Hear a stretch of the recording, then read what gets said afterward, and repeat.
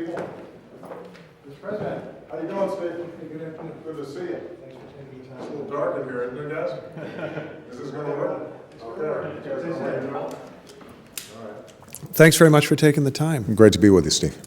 So many of the concerns and questions about the Iran deal seem to me to focus on what kind of a country you think Iran is. People are asking what will happen in 10 or 15 years as the deal starts to expire, or they're asking what will Iran do in the region during the period of the deal.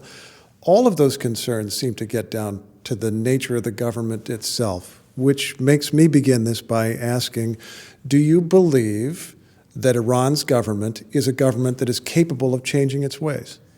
Let me flip the question, Steve. I would argue that this deal is the right thing to do for the United States, for our allies in the region, and for world peace, regardless of the nature of the Iranian regime. So I would actually argue, you're right, people are focused on that, but this is a good deal if you think Iran's open to change. It's also a good deal if you think that Iran is implacably opposed to the United States and the West and our values. But surely a better deal if it changes. And the reason is this. My goal when I came into office was to make sure that Iran did not get a nuclear weapon and thereby trigger a nuclear arms race in the most volatile part of the world.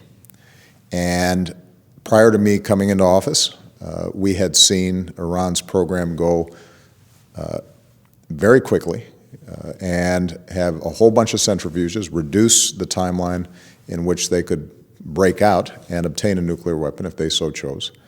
And because of the hard diplomatic work that we did internationally, as well as help from Congress, we were able to impose some really significant sanctions, brought them to the table.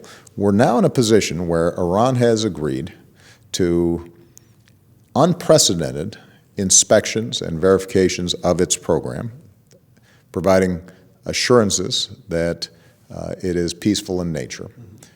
You have them rolling back a number of pathways that they currently have available to break out and get a nuclear weapon.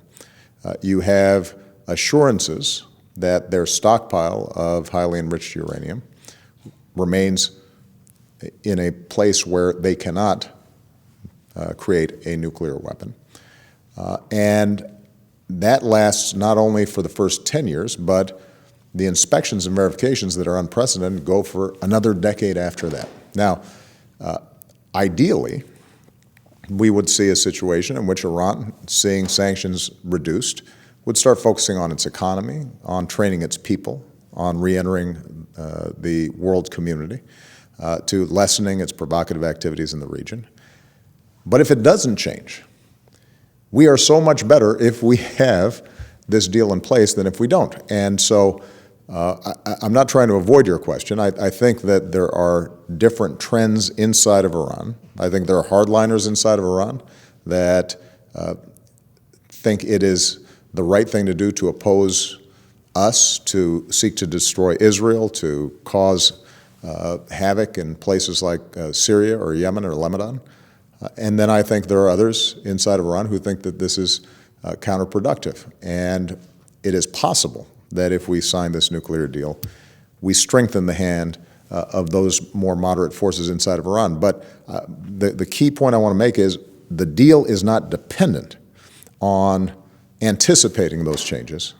If they don't change at all, we're still better off having the deal. But you raise a very interesting point there when you talk about Iran's enriched uranium. Most of its enriched uranium is supposed to be set off to the side and diluted.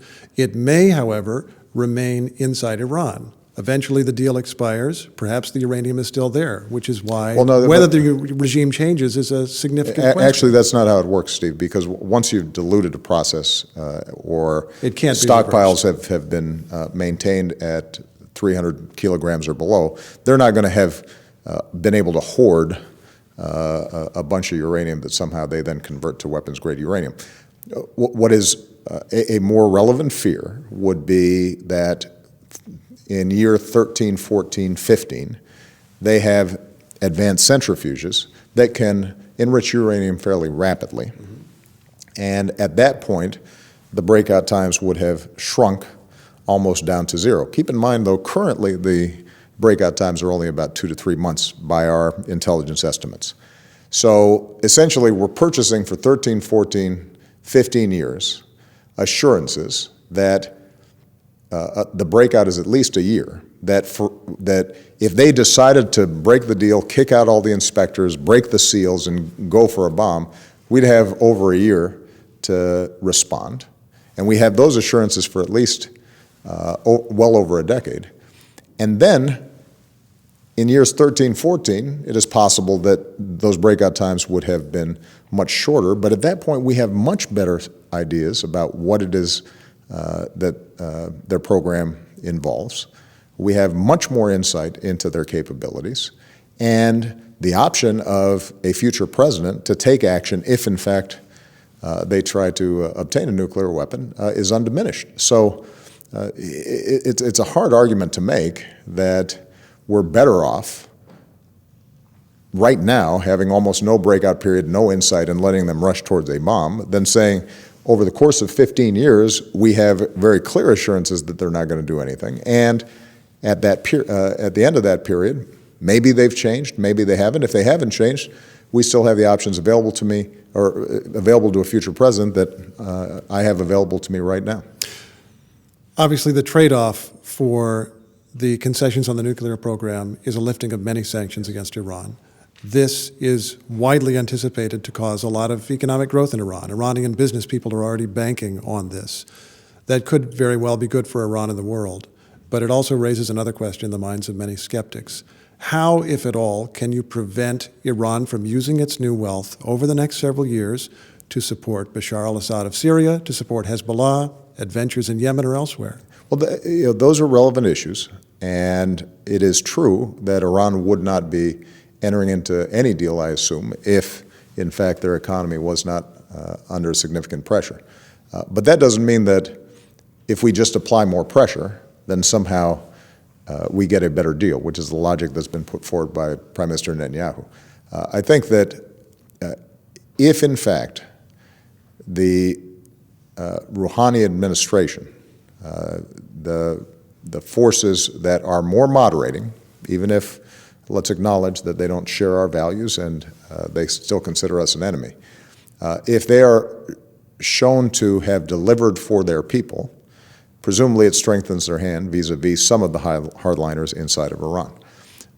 They're not going to be able to suddenly access all the funding that has been frozen all these years.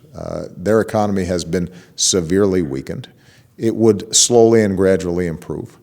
But a lot of that would have to be devoted at improving the lives of the people inside of Iran.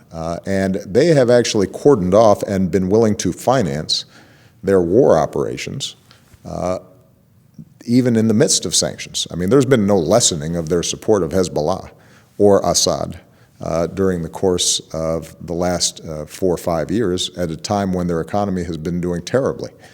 So I think that it's important for us to recognize that if, in fact, they're engaged in international business and there are foreign investors and their economy becomes more integrated with the world economy, then in many ways it makes it harder for them to engage in behaviors that are contrary to international norms. The country that is most isolated in the world is North Korea. I think it'd be hard to argue that by virtue of the fact that they can't feed their people and that they are almost entirely cut off from global trade, that somehow has lessened their capacity for mischief and troublemaking.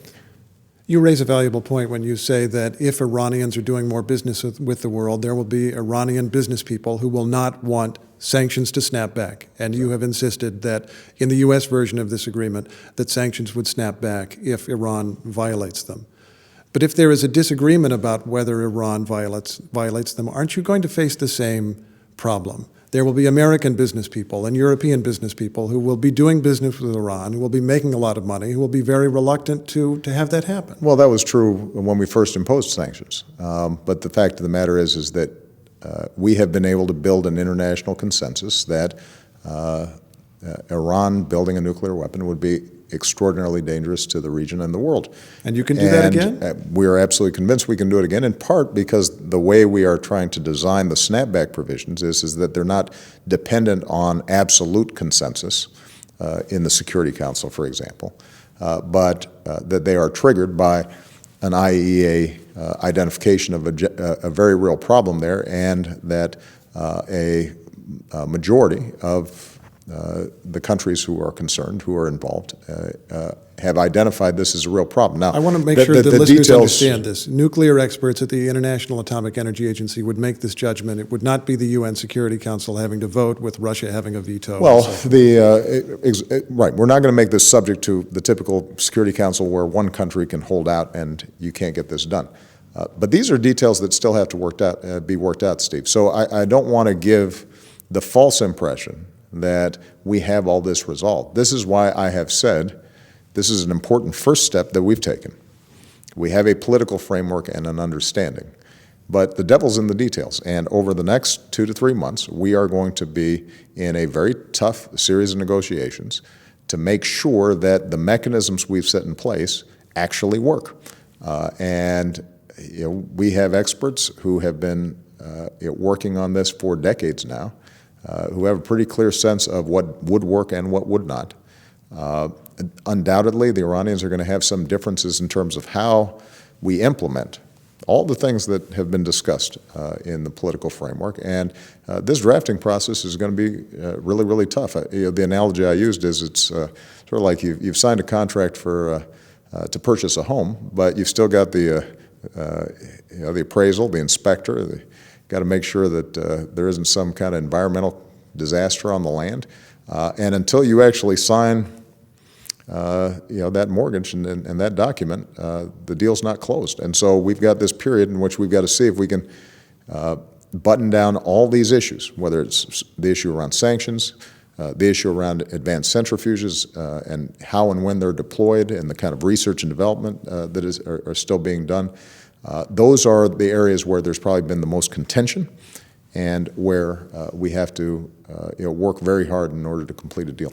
Prime Minister Netanyahu, who you mentioned, has added a demand in recent days. He said that as part of this deal, when it's finalized, Iran should recognize the state of Israel. You're smiling as I say that. Diplomats might see that as obviously an appropriate demand to make in this negotiation, but it sounds reasonable on its face. Many people will find that to be reasonable. Well, Why not do that? Well, let me say this. It's not that the idea of Iran recognizing Israel is unreasonable. It's completely reasonable, and that's U.S. policy. And I've been very forceful in saying that our differences with Iran don't change if we make sure that they don't have a nuclear weapon. They're still going to be financing Hezbollah. They're still supporting Assad dropping barrel bombs on children. They are still sending arms to the Houthis in Yemen that have helped destabilize the country. There are obvious differences in how we are approaching fighting ISIL in Iraq, despite the fact that there's a common enemy there. So there's still going to be a whole host of differences between us and Iran, and one of the most profound ones is the vile anti-Semitic statements that have often come out of the highest levels of the Iranian regime.